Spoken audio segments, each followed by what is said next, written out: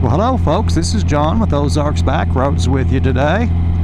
We're in southwest Utah. We're going to go check out Bryce Canyon National Park this morning and see what they've got to offer there. But on the way, we've got to go over a pass here at, I believe it's 9,910 feet at the summit. We're just starting here at the bottom. So we'll go up this pass here and see what's on top of this mountain. Better zip up my liner and my buffalo jacket. It's going to get cold up here, I'm afraid. If I can find the zipper with these gloves on. There it is. Well, I love this buffalo leather jacket, but man, it's heavy. You put this thing, if you can get it in your side case, it's also big. Boy, it's heavy. That thing gets heavy when you put this in it. I ought to weigh it sometime and see what it weighs. But it is warm. It's got a quilted liner in it. And no wind gets through this thing. Yeah, we're getting in the snow now. This is beautiful. I got rained on and sleeted on both trips yesterday over this. In the morning, I didn't have any rain gear on, but I did in the afternoon when I came over. I wasn't going to do that again. The frog togs are just a pretty good setup. They don't take up hardly any room in the side cases, and they do work good. I got down on Interstate 15 running speed limits 80. I had about an hour on that and got into a bunch of rain and put those on, and tell you what, they were all right. They didn't do anything for the windshield, but they kept me dry. Summit, 9,910 feet. So we are on the summit right here, and man, look at the snow. They say it's supposed to get really warm next week, and they're calling for flood warnings. The snowpack on the mountains is supposed to start coming off really fast. Said the rivers are going to get big. There's a lot of snow up here. I don't know how deep that is, but I'd say it's pretty deep. Well, I tell you what, out here, when it does rain, it sure makes a mess out of your motorcycle. This thing's got grit and sand and mud and junk all in it just from riding on the highway in the rain. Actually, I think this might call for a heated grip. Warm up the digits a little bit. It's one of the things I really like about a leather jacket. When you get in the sun, it just warms it up like a little easy bake oven. I know, adventure riders are supposed to buy all that high-tech shit.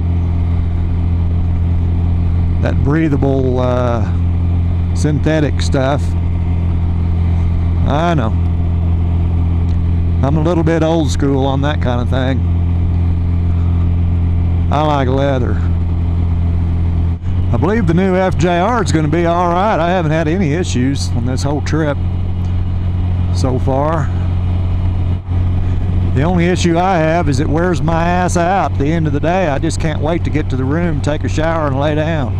That's all I want to do. The FJR is just ready to go. Quite a ways across the top. Once you summit, it just kind of flattens out. Holds its altitude for a while. I think it's 35 miles across the... Up one side and across and down's 35 miles. 35 or 6. That's a pretty good trip across the mountain. Pretty good sized mountain. I don't know what this black rock is, if this is lava or what. It looks like lava, but kind of odd. Wonder if there's an old volcano or something. Yeah, the heated grips are nice. I've never had heated grips, never thought of anything about them. And I bought my first FJR and I was out in the mountains. I'd never used them. And I was up in the mountains one morning, it was cold, it was down about 38, 39 degrees, and I was still having to travel. And my hands got cold. I remembered, oh yeah, this thing's got heated grips. So I figured out how to turn them on, and in about 15 minutes, I knew that I would never have another touring bike that didn't have heated grips. I was sold immediately. We're starting down now. We're gonna head north to Bryce Canyon National Park. At least that's what the sign says. Well, this is Red Canyon, just outside of Bryce Canyon. And it's definitely red. It's pretty. Well, here's a tunnel. They've carved through the hole, carved through the rock. And another one. That's pretty cool. This is in Red Canyon.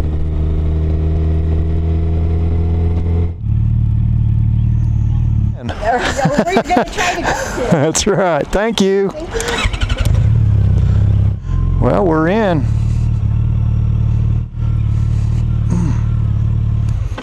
See if we can get sorted here and figure out where we're going to go. Well, this is Sunrise Point here at Bryce Canyon.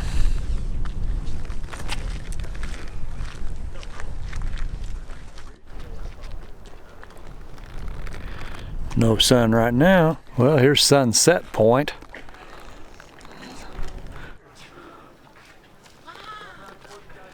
Kind of cool.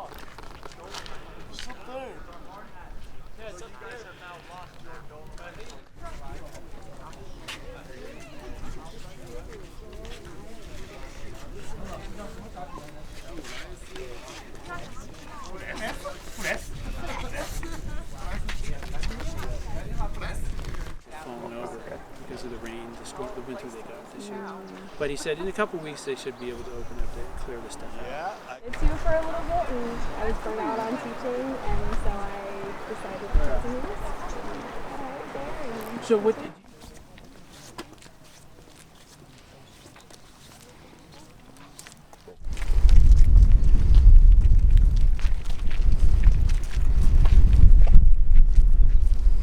Well, we went over and saw Bryce Canyon today. That was pretty cool.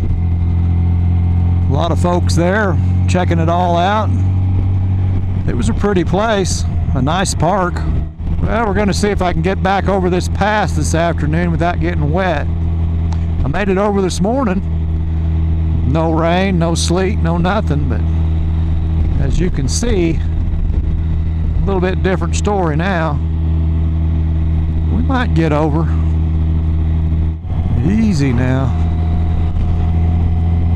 So, don't nobody do nothing stupid. Tell you, they've changed something on the fuel injection on the FJR from my 13 to this one. This thing doesn't get altitude sickness near as bad as that old one did. It does a lot better at higher altitudes. I'm in 6th gear here. I guarantee you the old one would be suffering. And doesn't seem to bother this thing that much. Not sure what's changed there, but they did something. The Versus, it's the same way. Altitude doesn't bother it at all, hardly. And I was really surprised when I had it out here last fall. Or last September, I think I was out here with it, or out in Utah, or Colorado, but it didn't take it over the passes, and couldn't really tell much difference. The old, the 13 FJR I had, boy, it'd get weak up high on those passes. So somehow or another they have changed something. It's a lot better than it was. This thing's got a higher road gear even, and it's still just flying over this pass in high gear. So good news. It's better. Whatever you did, Yamaha, keep it up. Oh yeah.